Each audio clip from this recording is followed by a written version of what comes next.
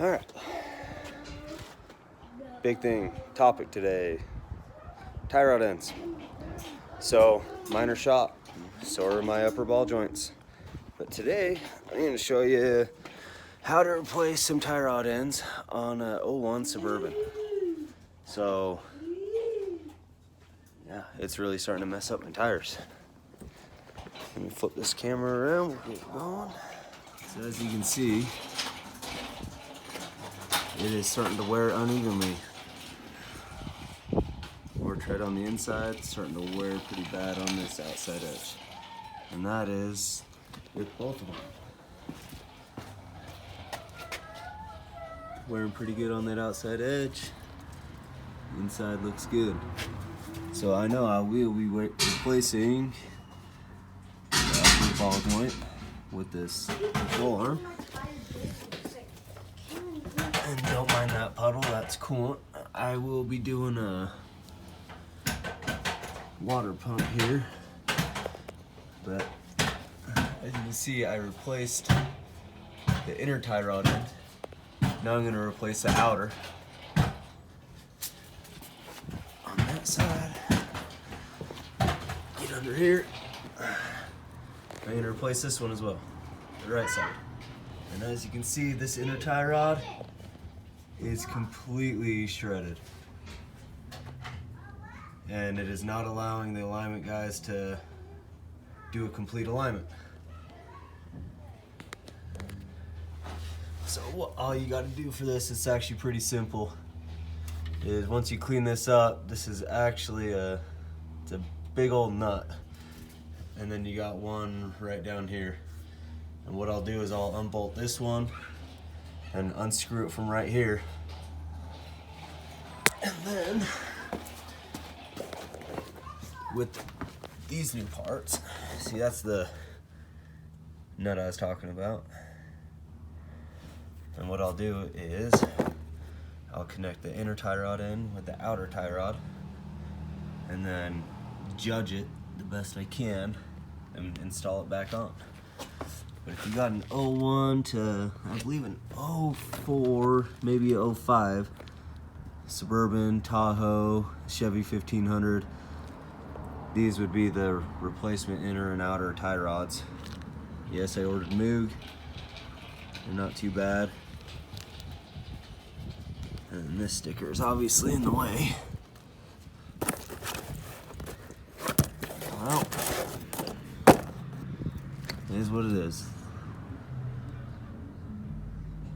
So if you get on the Moog website, I just ordered these off Amazon.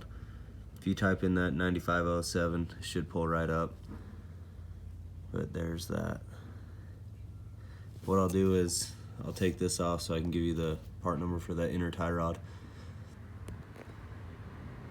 I'm gonna get going on this, get set up. I'll take that off, come back to you.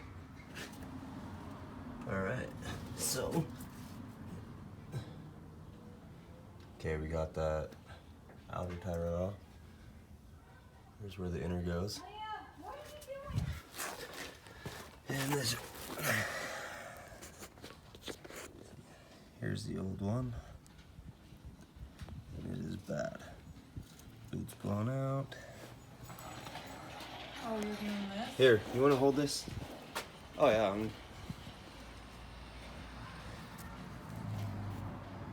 It ain't professional like everybody else. Get dirty? No, just hold my phone. Oh, great. No, I'm using all the audio too. I don't care. You're It's not. recording right now. Well, So this is a shitty inner tie rod. So this will cause both your tires to wear really bad. Then you'll be out thousands of dollars. So it shouldn't be able to move this freely. This is the new one. As you can see, it won't spin. And pretty dang tough to maneuver. So just getting this out, what I'll do is I'll assemble the inner tie rod with the outer, and then I'll just make them to pretty close to equal length, and then put it back on.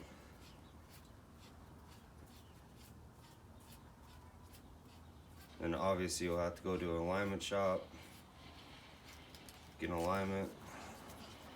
It's just a cheaper way, so you don't have to spend $300-400 on labor and parts, and then an additional You $100 got to do something. another one?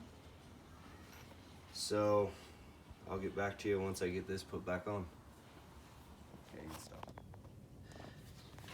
All right, so we got the inner tie rod in, and yes, it's a little greasy because I didn't wipe the actual tie rod bar itself, but that's a new tie rod end. That is the grease zerk, and I did put some grease in it. And this one, I overfilled it. This does have a couple 100 miles on it, so it is dirty. I did overfill it a little too much. Try not to do that. You don't need a whole lot, guys. Let's see this other side. And obviously that tie rod is new, and so is this outer. So they're easy to replace. So don't get nervous about having to replace them. Let's see if I can get in here to where that nut is. So you can see there's a nut on the inner tie rod, and then just that one nut here on the outer. So they're not too bad to do. Just, you'll save yourself $100-200 maybe between labor and when they charge you extra for each tie rod. So just do it yourself. It's not that bad. Like I said, what I do is I take this nut off all the way, unscrew it all the way, because I made the mistake of loosening that up, then tapping right here just to get the tie rod out. And once it popped up a little bit, I went to go try and loosen the nut even more, and it was stuck on there. So I unscrewed it all the way and then tapped on your knuckle, and the tie rod popped right up, and it was fine, no issues. And then with the center one, I had to use a pipe wrench, because that's a really big nut right there. I'm pointing it with my finger right there. It's pretty big, so I used a pipe wrench and took that off, and that whole piece will come off as one. And then once you have the new inner tie rod and outer tie rod, you put them together and you just match them up from one end of the nut to the outside of your outer tie rod, and just judge it the best you can. I mean, obviously you're gonna screw this outer onto the inner, get it matched up pretty decently, and then install it back on. So I installed it as a full piece. So what you do is you just start screwing it onto your, I believe this is your track bar. No, it's not. Either way, this hooks up from your pitman arms, from your steering box to your tie rod. So I just start hooking up the inner tie rod in. Once that's all hooked up, then I drop the outer tie rod in. And then just make sure you tighten this nut as tight as you can go. And you can even use some blue thread locker, because that's something that will come off down the road when you need to replace it, but you don't have to. And then don't put any Loctite or anything on this one. And then just install it, and then make sure you get an alignment after you guys are done.